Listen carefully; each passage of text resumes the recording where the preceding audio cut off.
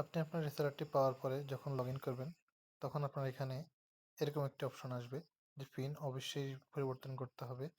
তখন আপনাকে এখানে কারেন্ট যে পিন ছিল, আপনার বর্তমান যে পিন বা আমরা যে পিনটা আপনাকে দিয়েছি সেই পিনটা দিবেন। দিয়ে আপনি আপনার হচ্ছে আপনার মতো করে নিউ পিন এবং কনফার্ম পিন দিবেন।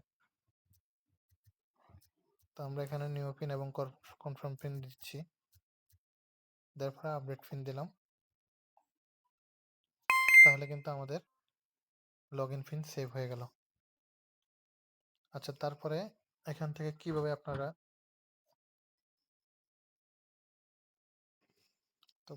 আপনারা একটা নতুন রিসার্চ করবেন, সেক্ষেত্রে হচ্ছে এখানে আপনার এই আপনার যে আইডিটি রয়েছে, আইডিটির উপরে নামের উপরে ক্লিক করলে এরকম একটা অপশন পাবেন। এই অপশন থেকে আপনি টপ আপ যদি করেন তাহলে টপ আপ, নিউ টপ আপে ক্লিক করবেন। এখানে বিডির উপরে ক্লিক করলে আপনি রিচার্জ করতে পারবেন। ঠিক একইভাবে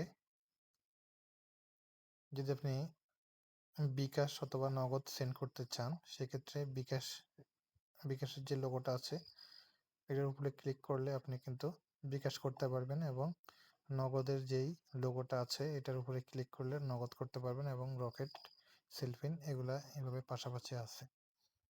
এখন আমরা দেখাবো কিভাবে আপনারা একটা প্যাকেজ রিসার্চ করবেন। প্যাকেজ রিসার্চ করার জন্য প্রথমে এখানে প্যাকেজে ক্লিক করবেন। প্যাকেজে ক্লিক করলে এখানে আপনাদের কাছে অনেকগুলো প্যাকেজ রয়েছে রবির, বাংলা লিঙ্ক, এবং এখানে লিস্টের মধ্যে আপনি যদি 2 নম্বর এবং 3 নম্বর লিস্টের দিকে যান, দেখবেন যে গ্রামীণের লিস্টগুলো রয়েছে, এবং পাশাপাশি আপনি চাইলে এখান থেকে ফিল্টার করতে পারবেন। আপনি যে অপারেটর সিলেক্ট করতে চাচ্ছেন সেটা কি হতে পারে।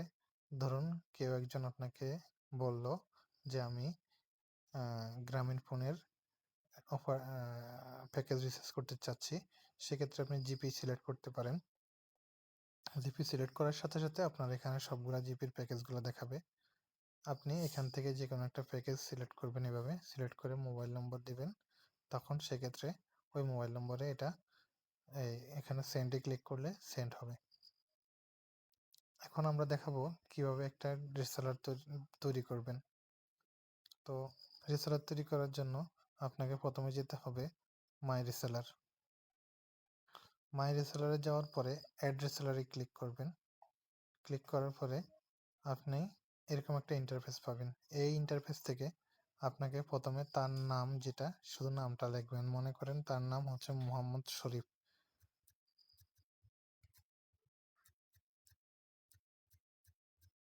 মোহাম্মদ শরীফ দিলেন। এবার হচ্ছে আপনি তাকে কোন লেভেলের রেসেলার দিতে চাচ্ছেন সেটা দিবেন। এখানে কয়েকটা লেভেল আছে, আপনি চাইলে তাকে ডিস্ট্রিবিউটর করে দিতে পারেন।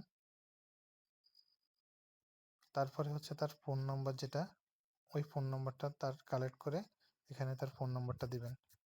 ফোন নম্বর দেওয়ার পরে এই ফোন নম্বরটাই কিন্তু তার এখানে যে ফোন নম্বর রয়েছে এই ফোন নম্বরটি তার ইউজার আইডি হবে। ফোন নাম্বার এবং পিন নাম্বার দেওয়ার পরে দিয়ে সাবমিট করার পরে সেভ এন্ড নেক্সটে ক্লিক করবেন যখন, তখন এরকম একটা ইন্টারফেস আসবে। এই ইন্টারফেস থেকে আপনি আপনার কমিশনগুলো সেট করতে পারবেন। এখানে আপনি যদি কোনো কাস্টমারকে কোনো কমিশন না দিতে চান তাহলে সেক্ষেত্রে 0 করতে পারেন, এবং যদি কমিশন দিতে চান তাহলে সেক্ষেত্রে কত পার্সেন্টেজ দিবেন সেটা আপনি এখানে লিখতে পারেন।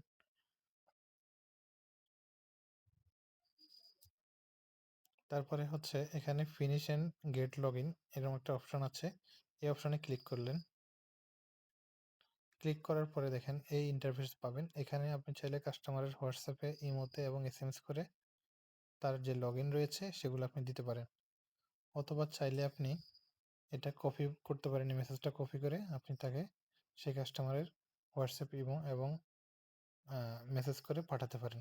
তো এইভাবে আপনারা চাইলে একটা নতুন রেসালার তৈরি করতে পারবেন। এবার আমরা দেখাবো কিভাবে এই কাস্টমারকে ব্যালেন্স দিবেন।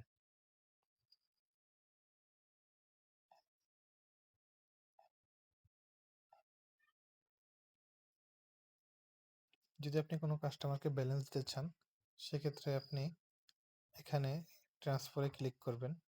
ট্রান্সফারে ক্লিক করার পরে এখানে আপনি কাস্টমারের নাম দিয়ে অথবা মোবাইল নম্বর দিয়ে সার্চ দিলেই অথবা এখানে ড্রপ ডাউনে ক্লিক করলে নামগুলো চলে আসবে।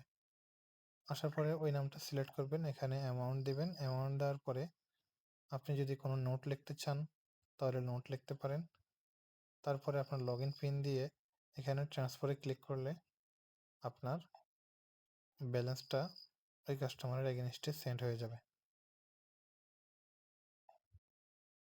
আপনি আপনার আইডি থেকে যে রিচার্জগুলো করেছেন সেগুলো যদি দেখতে চান সেক্ষেত্রে আপনার নামের উপরে ক্লিক করবেন।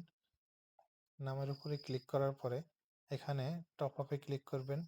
তারপরে মাই হিস্ট্রি রয়েছে, মাই হিস্ট্রিতে ক্লিক করলে আপনার যেই রিসার্চগুলো বা হচ্ছে যে লোডগুলো আপনি করেছেন সেই লোডগুলো আপনি দেখতে পারবেন।